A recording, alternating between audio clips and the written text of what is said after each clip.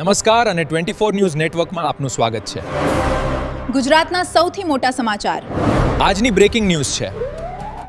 ઉકાઈમાં ગંદા કચરાનો મુદ્દો ગંભીર, તાત્કાલિક કાર્યવાહી માટે સ્થાનિકોની માંગ ઉગ્ર. ઉકાઈ વિસ્તારમાં ગંદા કચરાના ગેરકાયદેસર નિકાલને લઈને ગંભીર પરિસ્થિતિ સર્જાય છે. પ્રાપ્ત માહિતી અનુસાર પીડબ્લ્યુડી અને જીબી વિભાગનો કચરો ટ્રેક્ટર દ્વારા લાવીને ઉકાઈ અને 500 ક્વાર્ટર વચ્ચે મુખ્ય માર્ગની બાજુમાં ખુલ્લેઆમ ફેંકવામાં આવી રહ્યું છે. કામગીરી બે અલગ અલગ કોન્ટ્રાક્ટરો દ્વારા કરવામાં આવી રહી છે, પરંતુ તેઓ માત્ર કચરો ફેંકવામાં જ વ્યસ્ત રહી યોગ્ય નિકાલ અને સફાઈ અંગે સંપૂર્ણ બેદરકારી દાખવી રહ્યા છે. ફેંકવામાં આવતો કચરો મોટાભાગે પ્લાસ્ટિકથી ભરેલો હોવાથી પર્યાવરણને ગંભીર નુકસાન થઈ રહ્યું છે. સાથે જ માનવ આરોગ્ય માટે પણ આ સ્થિતિ ખતરનાક સાબિત થઈ રહી છે.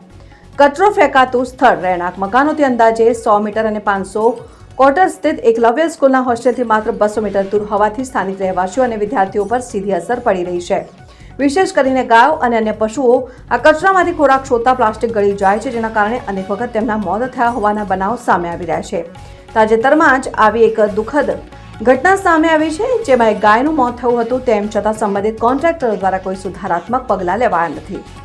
આ મુદ્દે સ્થાનિકોમાં ભારે રોષ ફાટી નીકળ્યો છે. લોકોની માંગ છે કે બેદરકાર બંને કોન્ટ્રાક્ટરોના કોન્ટ્રાક્ટ તાત્કાલિક રદ કરવામાં આવે અને કચરાના વૈજ્ઞાનિક અને સુરક્ષિત નિકાલ માટે તંત્ર દ્વારા કડક કાર્યવાહી કરવામાં આવે.